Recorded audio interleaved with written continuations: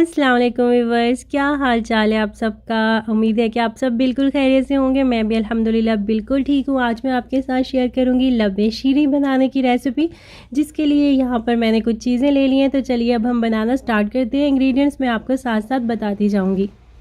तो चलिए अब हम लबे शीरी बनाना स्टार्ट करते हैं। यहाँ पर मैंने फ्लेम को ऑन कर लिया और सबसे पहले हम एक पॉट के अंदर थोड़ा सा पानी डालेंगे और उसको बॉईल होने के लिए रख देंगे।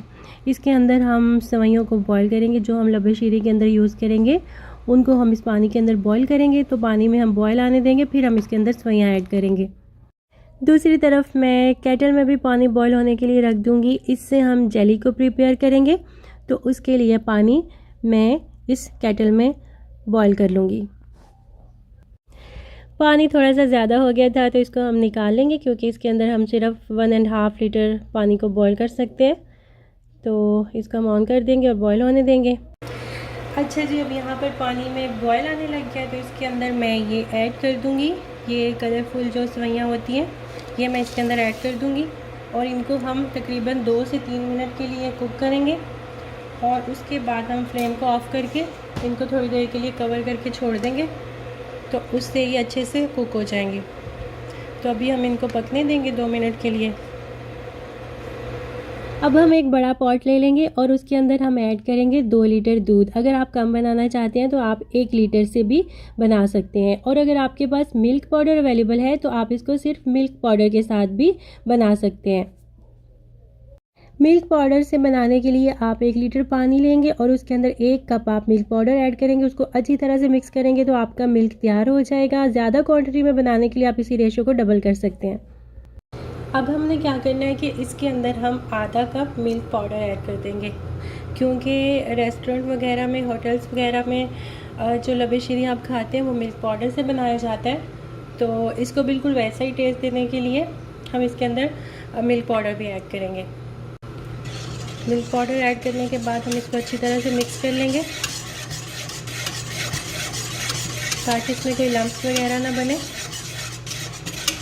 अब हम इस मिल्क के अंदर 5 टेबलस्पून कॉर्नफ्लोर ऐड करेंगे। मैं इसको वनीला फ्लेवर में बना रही हूँ तो मैं इसके अंदर कॉर्नफ्लोर ऐड कर रही हूँ, साथ में मैं वनीला एसेंस इसमें ऐड करूँगी। आप इसको किसी भी फ्लेवर के कस्टर्ड के साथ बना सकते हैं। स्ट्रॉबेरी फ्लेवर में बना सकते हैं, बनाना में बना सकते हैं, मैंगो में बना सकते हैं। जो आपको फ्लेवर पसंद हो उस फ्लेवर का कस्टर्ड इस्तेमाल करके आप इसको बना सकते हैं। कॉर्नफ्लोर ऐड करने के बाद हम इसको अच्छी तरह से मिक्स कर लेंगे, यहाँ तक कि इसके अंदर कोई भी गुठली वगैरह ना रहे। उसके बाद हम इसको स्टोव पे रख के कुक करेंगे। सेवइयाँ हमारी यहाँ पर हो चुकी हैं, कुक हो चुकी हैं। ये अब हमने क्या करना है, फ्लेम को ऑफ़ कर देना है और इनको हमने कवर करके थोड़ी देर के लिए ऐसे ही पड़ा रहने देना है। फिर हम बाद में इनका पानी निकालेंगे। इनको मैंने चूल्हे से उतार दिया, तो अभी हम इनको कवर करके थोड़ी देर के लिए इनको पड़ा रहने देंगे ऐसे।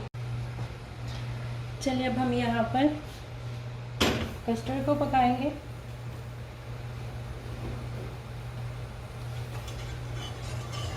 इसको हमने ठीक होने तक पका लेना है और इसमें हमने एक बात का ख्याल रखना है कि हमने कस्टर्ड को बहुत ज़्यादा ठीक नहीं करना और ना ही इसको बहुत ज़्यादा पतला रखना है। अगर बहुत ज़्यादा पतला रखेंगे तो इसके अंदर हम फ्रूट्स वगैरह भी ऐड करेंगे तो ये पानी छोड़ देगा, ये और ज़्यादा पतला हो जाएगा बाद में। और अगर हम इसको ज़्यादा ठीक कर लेंगे तो फिर ये जम जाएगा। तो हमने इस चीज़ का ख्याल रखना है कि हमने ना इसको बहुत ज़्यादा ठीक करना है और ना ही हमने इसको बहुत ज़्यादा पतला रखना है। अभी जब ये ठीक होगा तो इसकी कंसिस्टेंसी मैं आपको चेक करवाऊंगी कि इसको कैसा होना चाहिए। मीडियम टू हाई फ्लेम के ऊपर हमने इसके अंदर लगातार चम्मच चलाते हुए इसको कुक करना है। और यहाँ पर ये देखें, ये थिक होना स्टार्ट हो गया है। अब मैं इसकी कंसिस्टेंसी आपको दिखाती हूँ।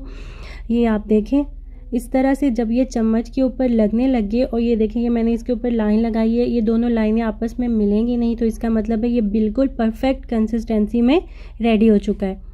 अब मैं इसके अंदर 1 टीस्पून के जितना वनीला एसेंस ऐड कर दूंगी और इसको भी अच्छी तरह से मिक्स कर लेंगे और फिर हम फ्लेम को ऑफ़ कर लेंगे। कस्टर्ड को हम चूल्हे से उतार लेंगे और इसको अब हम चम्मच चलाते हुए ठंडा करेंगे। कस्टर्ड को अब मैंने कवर करके छोड़ दिया है, उससे ये जमेगा नहीं, उसको हम खुला छोड़ेंगे तो वो जम जाएगा। अब यहाँ पर मैंने 2 पैकेट जेली के ले लिए हैं, एक मैंने स्ट्रॉबेरी फ्लेवर में लिया है और एक ऑरेंज है। आप चाहें तो बनाना भी यूज़ कर सकते हैं, मेरे पास यही फ्लेवर और कलर्स अवेलेबल थे तो मैं इन्हीं के साथ बना रही हूँ।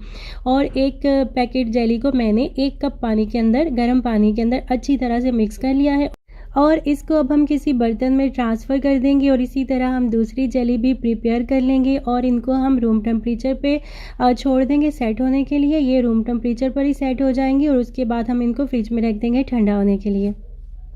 और यहाँ पर हमारा कस्टर्ड भी रूम टेम्परेचर पे आ चुका है, ठंडा हो चुका है। मैंने इसको कवर करके ठंडा होने के लिए छोड़ा था तो उससे ये जमा नहीं। और अब हम इसके अंदर ऐड करेंगे क्रीम। मैं ये एक कैन, ये तकरीबन 170 ग्राम का एक कैन है, ये मैं इसके अंदर ऐड कर दूंगी। आप कोई भी क्रीम इसके अंदर ऐड कर सकते हैं और चाहें तो इसको स्किप भी कर सकते हैं।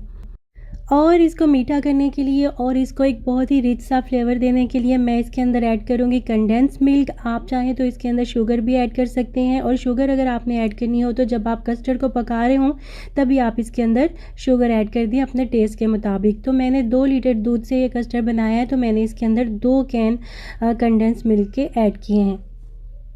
कंडेंस मिल्क डालने के बाद मैंने उसको अच्छी तरह से मिक्स कर लिया। अब मैं इसके अंदर ऐड कर रही हूँ ये कलरफुल सेवइयाँ जो कि हमने बॉईल करके रखी थी, इनका पानी मैंने निकाल दिया है और अब हम इनको भी डाल के अच्छी तरह से मिक्स कर लेंगे। और अब इसके अंदर जाएगा एक फ्रूट कॉकटेल और ये है 400 ग्राम का। इसका हम पहले इसके अंदर जो जूस होता है उसको निकाल देंगे और इसको हम पानी से वॉश कर लेंगे और फिर हम इसको अपने कस्टर्ड के अंदर शामिल करेंगे। तो यहाँ पर मैं इसको वॉश कर लूँगी।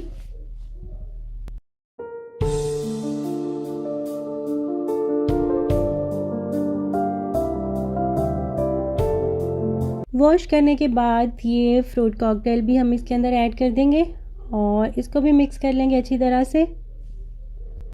और यहाँ पर मैंने 2 बनानास कट कर लिए हैं, वो भी इसके अंदर ऐड कर दिए हैं। इनको मैंने अभी काट के डाला है, पहले से काट के रखेंगे तो ये काले पड़ जाएंगे। और ये अब इसके अंदर जाएगा पाइनएप्पल। ये मैंने तकरीबन 2 पाइनएप्पल के स्लाइस लिए थे, उनको कट करके मैंने डाल दिया है। और अब इसके अंदर जाएंगे मेरे फेवरेट चमचम। मैं तो इनको रसगुल्ले बोलती हूँ लेकिन कुछ लोग इनको चमचम भी बोलते हैं और ये छोटे छोटे साइज़ में होते हैं और डिफरेंट कलर्स में होते हैं ये। तो ये मेरे पास पिंक और येलो थे, थोड़े से मैं ये काट के डालूँगी और बाकी के मैं गार्निश के लिए यूज़ करूँगी। और अब हम इनको अच्छी तरह से मिक्स कर लेंगे। और यहाँ पर मुझे याद आया कि रसगुल्ले तो मेरी जेली के साथ मैच हो गए हैं, जेली भी मुझे येलो और रेड कलर में मिली। एनीवेज़ अब हम इसके अंदर ऐड करेंगे आइसक्रीम। मैं इसके अंदर 1 कप वनीला आइसक्रीम ऐड कर रही हूँ क्योंकि मैंने इसको वनीला फ्लेवर के कस्टर्ड के साथ बनाया है। आप अगर इसको मैंगो या स्ट्रॉबेरी फ्लेवर के कस्टर्ड के साथ बना रहे हैं तो उसी फ्लेवर की आइसक्रीम आप इसके अंदर ऐड कर सकते हैं। और अब मैंने इसके अंदर ऐड कर दिए हैं बारीक कटे हुए बादाम और पिस्ते और थोड़े से मैंने रखे हैं गार्निश के लिए। इनको भी हम अच्छी तरह से मिक्स कर लेंगे। आइसक्रीम अभी आहिस्ता आहिस्ता इसके अंदर मेल्ट हो जाएगी। और फिर मैंने कस्टर्ड को 1 घंटे के लिए फ्रिज में रख दिया था। 1 घंटा ठंडा करने के बाद फिर मैंने इसके अंदर जेली को ऐड किया है। ये जेली बहुत अच्छी क्वालिटी की थी, इसको अगर मैं वैसे भी डालती तो इसने पानी नहीं छोड़ना था, मेल्ट नहीं होना था। लेकिन कई बार ऐसा होता है कि जेली जो होती है वो अच्छी क्वालिटी की नहीं होती, उसको आप कस्टर्ड वगैरह के अंदर डालते हो तो वो मेल्ट होना स्टार्ट हो जाती है। तो इसलिए आप हमेशा जेली को जब भी आप किसी डिज़र्ट के अंदर इस्तेमाल करें तो आप इस बात का ख्याल रखें कि वो बहुत अच्छी कंपनी की, अच्छी क्वालिटी की होनी चाहिए। एनीवेज़ यहाँ पर हमारी ज़बरदस्त सी लबे शीरी तैयार है। इसको मैंने गार्निश कर दिया है जो बाकी की जेलीज बची थी उनके साथ। और अब मैं इसको फ्रीज़र में रख दूँगी ठंडा होने के लिए और जब मैं इसे मेहमानों को सर्व करूँगी तो फिर मैं इसके ऊपर जो बारीक कटे हुए नट्स बचे थे वो और रसगुल्लों के साथ मैं इसको दोबारा से गार्निश करूँगी। तो ये तो थी मेरी आज की रेसिपी। अगर आपको अच्छी लगी हो तो इसको लाइक ज़रूर कर दीजिएगा। अपना ढेर सारा ख्याल रखिएगा और मुझे दुआ में याद रखिएगा। अल्लाह हाफिज़।